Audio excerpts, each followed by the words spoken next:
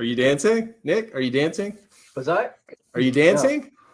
Hey no. everyone, I this thought is I saw your head shake a little bit though.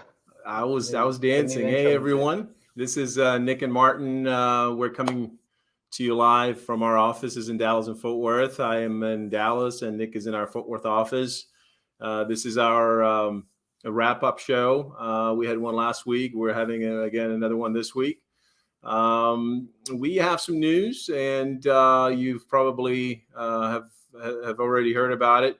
It's about the DACA program and the long anticipated DACA rule that was just published and will soon go into effect.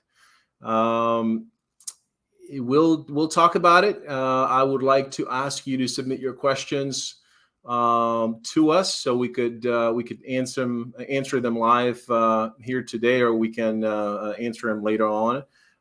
So for our Facebook viewers, like and follow us, and for our YouTube viewers as well, we're coming to you simultaneously on both platforms. Subscribe to our channel so we can have more of you, and we can educate and bring news to you on these different platforms. Nick, how are you doing, buddy?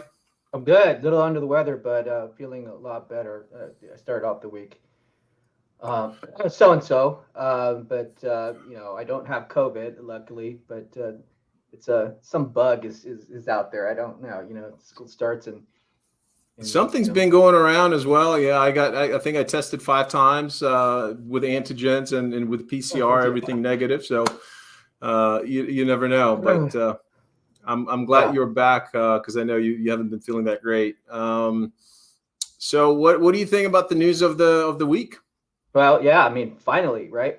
We've been waiting for it since last year, September, and just to give a background of DACA and how do we get to this point? It's it's been more than 10 years already since the creation of DACA, and it was really built to do something for those individuals, children mostly, who came in the United States, and this is the only place they know as their home, right? They didn't come in, they didn't know anything about the laws. You're a child, you don't know anything about immigration law or visas or anything like that. So they were pretty much innocent, and so back in 2012, there was this big announcement, and they decided to create DACA, but it was a creation made by the agencies, the executive branch, and it was not a law, and that is partly the reason why we see a lot of litigation now. But since 2012, I mean, we have over 825,000 people who have benefited from the DACA program. And interestingly, these are people that are contributing to our society, by the way. These are not people who are just playing, Xbox or whatever. These are people who are healthcare workers who were in the front line of COVID. There's estimated 30,000. Right. These are people who are, they're getting engineering jobs, or they're the brain power that is fueling some of the ingenuity that we see now in our economy. They're taxpayers. They pay overwhelmingly a lot in taxes, to something like in the billions federal, and same thing with local and state taxes. But I'm not going to go into the weeds, on each milestone.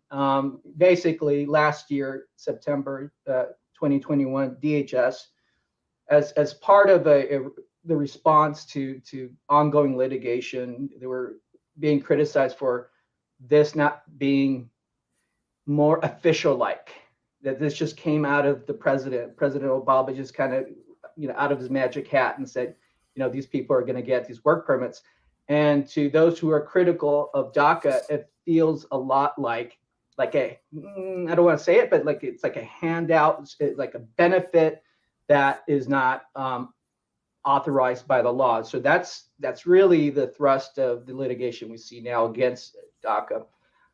So what DHS did is they proposed regulations. They proposed regulations for, and this is their statement, to preserve and fortify, is to make it more official and to offer more protections for those who have DACA. And throughout the rule process, it received something about 16,000 public comments, which is a lot. And overwhelmingly, with only like about 3% that were opposed to the new DACA rule, they all supported the rule. So that's where we are at this point. But you're going to talk a little bit about what does that mean? I mean, what are the requirements, right? Right. And I just wanted to go back to, because a lot of times people say, well, we say they pay a lot of in taxes, but, the rule mentioned that there was about 5.6 billion in federal taxes. And so you can imagine there are state taxes and they have different percentages, different rates. And so a lot of money is being paid by these by these recipients who are your neighbors, who are your friends, who are your spouses. It's just, they are, almost Americans. When they grew up here, 38% of all the DACA grantees have entered the U.S. or arrived in the U.S. before they turned 5. I mean, those are, like you mentioned, right? It's not like they decided, let me just cross the border. I mean, they were brought in here, that's an overwhelming number of people. And in terms of requirements, so really nothing has changed there. Everything stays the same, and let's just kind of run through it. So the applicant must have been born on or after June 16th, 1981, right? So if you were born before June 15th or June 13th of 81 or 80, 79, then you would not qualify. You must have, or the applicant must have come to the U.S. under the age of 16, so before turning 16. Must have continuously resided in the U.S. since June 15th of 2007 up to the present time, right? So you're going to have to produce some type of evidence of your continuous residence from June 15th of 2007, right? For the last 15 years plus. You must have been physically present in the U.S. on June 15th of 2012, right? And you must have been out of status or have no lawful status on that day or before or on June 15th of 2012. You must be either in school, you've graduated high school, you've obtained a GED, or you have been honorably discharged from the armed services. In terms of any criminal background, there must be no felony convictions, no significant misdemeanor or multiple misdemeanors. So it's typically 3 or more, and otherwise do not pose threat to the national security or public safety. We often get questions about different types of laws or different types of crimes that if somebody commits, and so that is important to consult with an attorney about that. And last requirement is that you must be at least 15 when applying for DACA. There are some exceptions, but again, that's the age to be 15 or older. So again, nothing really changed there. And in terms of changes from the executive action to the rule, again, not many differences. It's the requirements, as I mentioned, are the same. There have been some comments about potential unbundling of the deferred action and the work permit, but that is not going to. It was initially proposed, but that's not going to happen. So you basically would be asking for both. And the person will be eligible for both under the same process of applying and under the same fees. Interestingly, there were definitions of what deferred action means. So it basically talked about what it is, that it's basically some type of prosecutorial discretion for those that are here in the U.S. And they are not threat, and they are not really priority for deportation or some kind of removal from the U.S. And also there was a definition of lawful presence that DACA, a lot of times people kind of mistaken that DACA is a lawful status, which it is not. It is a lawful presence. You are lawfully, as a DACA grantee recipient, you're lawfully present in the U.S., but you do not have lawful status. Although the recipient does not accrue unlawful presence when we talk about the 3 and 10 year inadmissibility bar.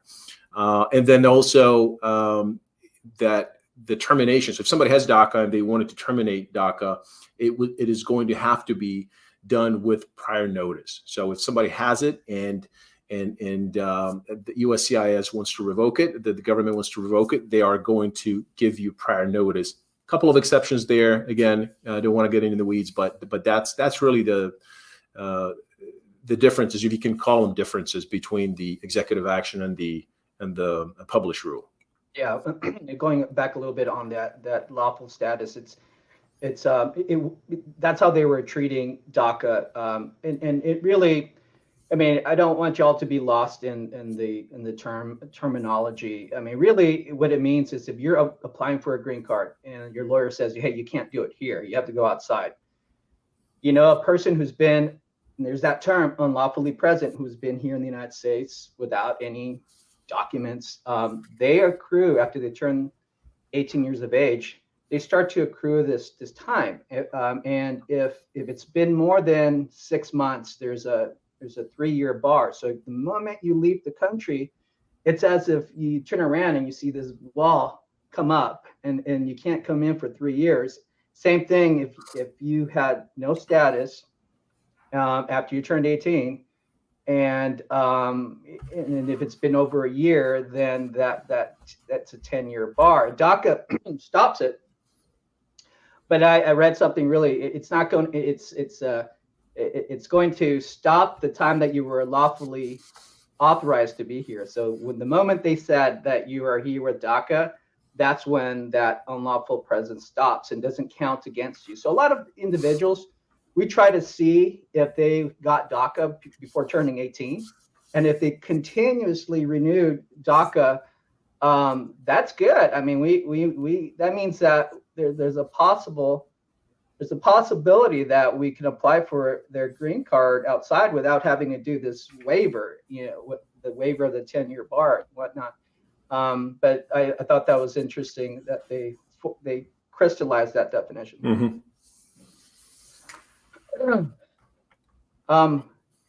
Yeah, the question really that a lot of people are asking right now is well, you know, what do we, for those new DACA initial applications, right? Initial applicants, are they eligible to file it? Can they file it now? Can they file it? The rule, by the way, becomes effective on October 31st. So this is when that new rule takes effect. And gosh, that's just it's a very loaded question because number one, it's going to involve you talking with your lawyer.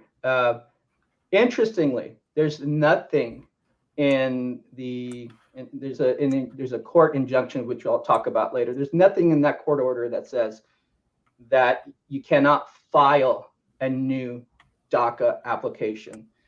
There's nothing prohibiting you from applying and making that application and having USCIS accept it. They just can't grant it.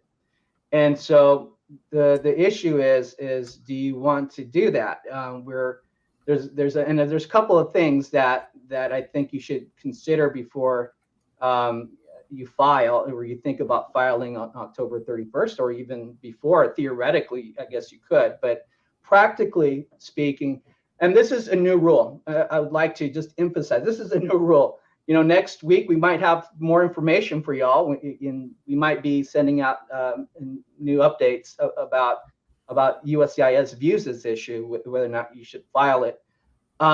But there's this injunction, as I referred to, and this injunction is from the district court in Southern District with Judge Hainan, which remains effect. It was issued last year in July, I think, and DHS is basically prohibited from granting initial DACA requests. On their website, it'll say we can't go against this order, and presumably, I don't think the new regulation would make that go away. I don't think that the new regulation supersedes. I know I had a question about that. The court order. I think that you're still stuck, and you can still see if there's not any resolution on what's happening in the Fifth Circuit with this injunction. You can still, this October 31st effective date could be moved forward. And so as a practical matter, we got to think about how the likelihood of the DACA program being alive even when you file it. And in some cases, well, in most cases, I think it might be good to hold off. But again, this is based on a new rule, and things can change. I'd like to emphasize as well that this injunction only applies to initial requests. So it does not affect your eligibility to renew. So if you have DACA, and if your DACA is going to expire, by all means, you should renew. You can still do that, and USCIS will still accept it and process it. But as far as how our new applications will be treated in light of the new regulations and in light of this injunction that's looming around, I mean, USCIS hasn't published any additional guidance yet. And then, as I mentioned, we're waiting for this Fifth Circuit decision. They had oral argument in July, which we talked about. How will this ruling impact how will it impact the rules? How will it impact the ability to file a new DACA, based on the new regulations? And just as a reminder, what the Fifth Circuit was looking at was several issues, right? And I don't want to bore you with them, but they were looking at like some of the technical grounds, like did the states show that they were harmed enough, that they were injured enough? The states were saying, man, these DACA people are draining our economy, and there was overwhelmingly evidence that said otherwise. And they were saying that that's how they were being harmed. Their economy, the state's economy, was being. They were showing an injury, and that's how they were able to file a lawsuit, which is called standing.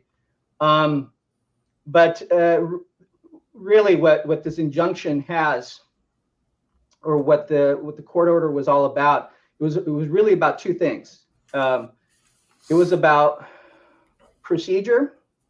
Did DHS follow the procedure when it said, hey, those who meet these requirements, they are now eligible for a work permit? Did they meet the procedures under the law? Did it go through a rulemaking stage?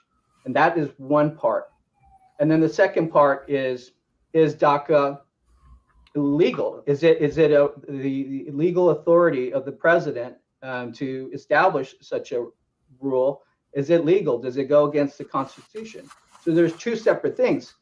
And mind you, this rule, this injunction, it said, they didn't go through the procedures, which is why now DHS has now published these rules.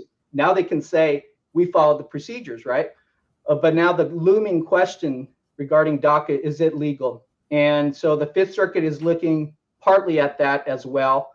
And there are some possible outcomes. In the Fifth Circuit can say that DACA is lawful, and that would be ideal, right? And then we wouldn't have this issue. I mean, people would be able to file their applications without any issues. But what is likely, due to the makeup of the judges and the questioning during oral argument, some of the concerns that were raised, is that most likely it might be deemed unlawful, and then that decision can be appealed to the Supreme Court. And the smart attorneys that are handling that case, MALDEF, can ask for a temporary order from the Supreme Court to stop the decision from taking place, and maybe perhaps there's some wiggle room there. Who knows? But there's a lot of uncertainty here, and I wish I can give you a straight answer, but we're basically in the same place as we were before the rules. If a client comes to me and says, "Can I file my new application?" I tell them that they're not being granted, that they are being accepted, but there's no guarantee that they'll process it, and they're going through right now. DACA is in what they say legal jeopardy. So given those risks and benefits, the client can decide, but it's most likely well, again, individuals who decide, you know what, let's just hold off, and that's a very reasonable choice. Nick, you've argued before the Fifth Circuit, and I'm not sure if the makeup of the bench is the same when you practice and when you argue, when you had oral arguments before the Fifth Circuit. But is there a difference? And that's something that I've seen some questions where that those arguments and the decision and the injunction that came from the Southern District. I mean, it came about the executive action about the 2012 rule, right? And here we're actually dealing with a rule that went through the APA process, and so they've checked off everything. So, I mean, if the Fifth heard the arguments about the executive action but not the final rule, I mean, is there any distinction there? Like, that's how usually when you appeal, you're taking a snapshot of how things exist now. And then you take that up to the higher court and you say, Judge, they messed up here because, as you see, they made an error here, right? But in this case, this is interesting because this new regulation came out while this whole appellate process is happening before us, and so that's a good question. It's a good question for the lawyers who are handling it.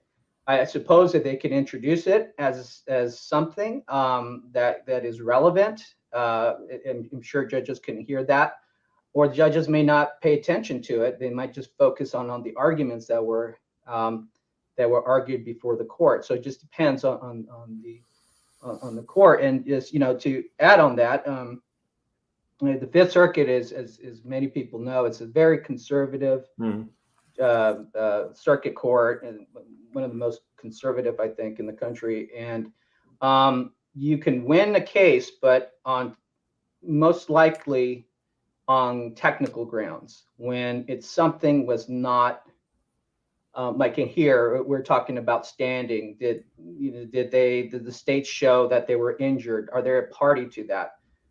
That could be a reason why the Fifth Circuit agrees with the DACA plaintiffs, right? And that could be something where DACA would prevail on something like technical, something having to do with jurisdiction. As far as the substantive stuff, is like the legal question, right? The major stuff is DACA. Is that a lawful exercise of authority? Is it something against the law when it was created, or was it something that the president could do? That's a different question. And Fifth Circuit is usually they don't give too much. If you're trying to stretch an argument away from the plain letter of the law, as they say, you're going to have a difficult time, because they go by the strict reading of what's on the text. And so if the text says you can't do that, then they're going to have a difficult time. And I think that's where they might be having issues with. And I might add that the last case you argued before the Fifth Circuit, you won, right? Yeah, that had to do something, but with another issue. But I was involved with for 7 years. I was a member of the ALA Amicus Curiae Committee. So they have lawyers throughout the nation who are given assignments on cases that have national importance, such as this one, right? And we would write a brief on behalf of ALA in favor of a position. And I've had to write several briefs regarding DACA in the past. But there was also a private client, right, before the Fifth Circuit that you've argued. You had an oral argument and you were successful. Yeah, it's one of those cases that again had to do with if our reading of the law is based on what the law says, and we're not we're not interpreting it, we're not expanding it, we're not stretching it, you're not, if it says what it is, and your position happens to be on that side, then you have a good possibility. And of course, those are the cases that are usually successful. And there are some cases like that in the Fifth Circuit. Right. So I mean, we don't want to. I mean, this is really just kind of an announcement of the rule and answer any questions that may be. But as Nick had mentioned, there is a backlog currently with the USCIS with the pre-new rule initial filings that are stuck in the assembly process, and we'll have to see whenever this new rule goes into effect on October 31st of this year, whether they're going to continue processing those that are stuck, whether there will be more litigation that will challenge this new rule. We'll have to see, but we're hoping that everything will move forward. And so they're going to clean up the backlog of the previous initial filings, and then they'll continue to process these new initial requests under the new rule. It's everything's like Nick said, it's up in the air, and we don't know what is going to happen. We are fielding those questions whether people should apply, and if they themselves feel it's something that they should do, they could. As attorneys, we tend to take a more cautious approach, and after explaining the potential consequences to the client, i.e., it may be just stuck, then it's their decision, ultimate decision, whether a case gets filed or not. So what the parameters are, what the requirements are. You're going to have to show those 7 points that I mentioned earlier. You're going to have to show that you have been physically present since June 15th of 2007. So at the very minimum, start collecting evidence supporting such requirement. So it could be pay stubs, it could be leases, anything you can see with the date on it, with your name on it. In the past, we've been successful with photos that had dates on it, and just so basically, you just want to start putting together, 15 years since June 15th of 2007. Just have little piles, and start collecting as much evidence for that year as possible. So then you are able to put it together and mail it off. As I mentioned, there are people that are still sending in initial applications, but under the injunctions, they may not process it, they may not receipt it. So receipt would not be issued; it will just be stuck in the queue for processing. So in terms of what will happen, we don't know, but we all wish for a more permanent solution. DACA rule is great, but what we would really want our supporters and supporters of any type of immigration reform and action on this is to contact your local representatives, your congressmen, congresswomen, and senators to move on and propose legislation. There are many and multiple proposals in Congress currently that could solidify and legalize the status of these folks, of these applicants. You can look at the bottom of the screen how to contact your senator and your representative, congressional representative. So have some type of a call for action. What else do you think, Nick? What will we add here? Well, it's basically what you just mentioned. It's just to really, apply pressure and don't view DACA as a permanent solution. Don't hedge your bets on DACA. It's a temporary fix. It's a Band-Aid, and they're trying to see if this Band-Aid is even legal. So, but poll after poll, I mean, the public supports protections for dreamers, and we'll see what happens. I think, Martin, I think we have a question here from Princess Gloria regarding a son who's currently 16 years old and arrived in November 2007. is in the 11th grade wants to know that they qualify for DACA. So, Princess, you're going to have to show that your son was physically present in the U.S. on or before June 15th of 2007. So if he arrived in the U.S. In November of 2007, that unfortunately he would not be eligible under the requirements. I mean, those are very stringent. I actually had a prospective client I was dealing with, and they said like, well, it's just 12 days or 15 days, and it just unfortunately does not work. So you're going to have to meet those requirements in order to have the application processed and approved. But thank you for the question, Princess, and stay in touch with us. There might be other changes down the road, and so that would be something that could be considered later. Perhaps there are other options that could be considered as well. So I would advise scheduling a consultation so we or any other experienced immigration attorneys could look at it and see if there are other options. And you could schedule a consultation with us. Again, I'm just kind of reading the running banner, or again, anybody that you may know, to evaluate those the options. I think we hit 30 minutes. There's another question, Nick. Do you see it? So there's a couple of questions, I guess. Yeah. So this is from Luz. Luz, thank you for your question. And she's considering asking for advanced parole. And she left the country in 2009 for a few weeks and then entered illegally. That information was provided in the initial DACA app. Would that be a reason USIS? Thank you, Luz. And she said, allow me back in the U.S.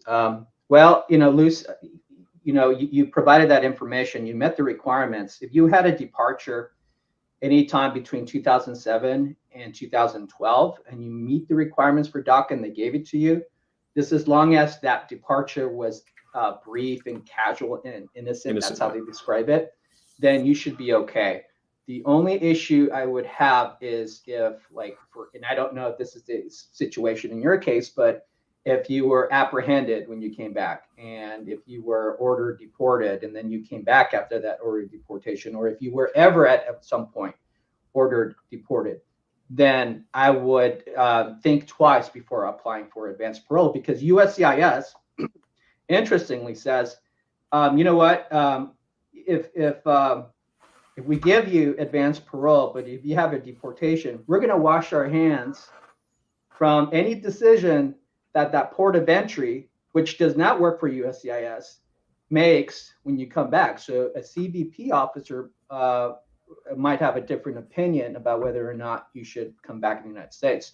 So if you have a deportation order, I would not do it. And then you have to meet the requirements, and those requirements remain intact, by the way, with the new regulations. The new requirements pretty much are the same for applying for advanced parole. That means you have to show that there is an urgency, that this is important, that this is something that you need to go.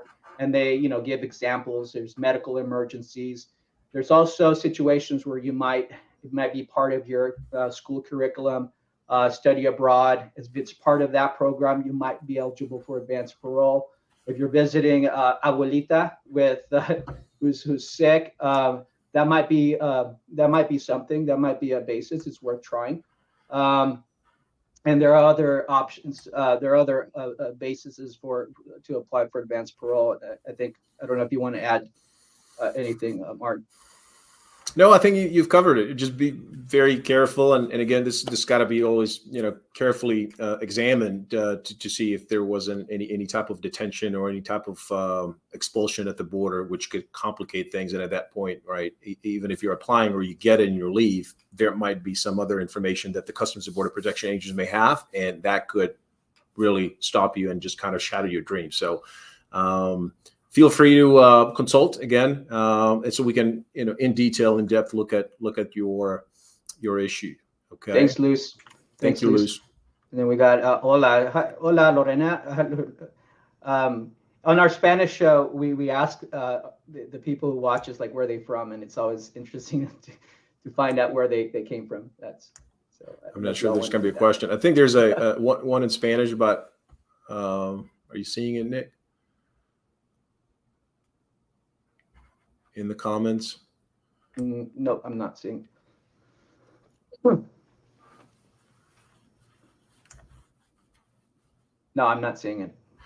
So if I already have a DACA, can I apply for TPS, and will this affect my DACA? So DACA, as we explained earlier, is lawful presence. It's not status. And by regulation, the TPS is temporary protected status is status. So person that is granted temporary protected status is in lawful status. And so if you were to compare the two, which one would you like to be in? Depending on what other options you may have, then people would choose status, right? So you really have a great opportunity to have one or the other. Now, DACA is something that is currently in place, and hopefully, if this continues, this is something that really can be taken away. But the same thing could be applied for TPS, for temporary protected status. So this is basically the U.S. government designates a foreign country based on some type of a humanitarian disaster or some kind of some type of a need. For example, we've had the most recent TPS country designation was Ukraine because of the war in Ukraine, and that also could be taken away. So currently, the TPS designations are for 18 months, and you have to extend it and apply for the extension. DACA would be granted for 2 years. So again, to answer your question, it will not affect your DACA if you apply for TPS, but I would probably want to look at it just to see, which would benefit you better in the long term, to see if you potentially have a chance of applying for permanent resident with TPS as opposed to with DACA. Would you add anything else to it, Nick? No, I think that's great. And Princess tells us that she's from Dallas, Texas. Right. Thank you, Princess. Share our information with your friends, your family. If you find this information useful, please like us and subscribe to us. Share with the folks that you think might benefit from this. Thank you. And I think we've seen that one already. All right. One thing that we always end the program with is it's our app. And if you don't have it, if you wonder what it is, you can find the registration link on the screen or in the links. But basically, Nick and I came up with an app that we've developed called Lawpilot Guardian, and it's basically connecting the users with immigration attorneys, especially in times of need in an emergency. So whenever that red button is activated, the attorney will receive a notification, a GPS location of the user, and also is able to review the recording, audio recording that gets uploaded to the cloud. So if there's any issue that the attorney should address, they can do it really on the fly. Plus, it's a great tool to receive notifications, any kind of news updates about immigration law changes that we send out to clients. So people get it through push notifications. And plus, it's loaded with resources such as Know Your Rights. So if you don't know what to say or how to act when dealing with law enforcement, when there's a raid at a workplace or really anything else, you can just download it and have it at your fingertips. It has pre-recorded statements that could be played to law enforcement if the person does not want to speak with law enforcement or doesn't speak English. So it's a fantastic tool. Lawpilot Guardian. You can scan the QR code, and if you do that with this code, you'll be connected to us, and you'll receive the news from us, and it's just a great thing to have. Well, Nick, we've been talking about the DACA rule for some time. It's here, August 31st. It's going to be enacted. Hopefully, it will not be challenged, and the USCIS will continue processing the stuck initial request and continue and process the initial request, and then we'll continue to wish for a meaningful immigration reform that would more people would benefit from it. Yeah. Any final words? Yeah. Important thing here is to stay on top of it, and we are here to update you. The way that it is now is going to be different in the future, and that is no different with this new regulation. So USCIS is going to weigh in soon. The lawyers are going to weigh in soon. And we'll see what strategies might be available for those who are going to file for DACA. And again, just keep updated with us and share our information and like us. Super. All right. Well, you're feeling better. You look better. Hopefully, you'll be 100% even for the weekend for your family. Yeah, I know. I mean, I gotta sleep. For your daughter, and so we'll see you. We'll see you next week. We'll see you on Wednesday on this channel for a program in Spanish, and then we'll see you most likely on Friday, or if not, the following Friday in English. All right, guys. So thanks for tuning in. Have a great weekend. Enjoy your family and friends, and we'll see you next week. Take care. Bye-bye.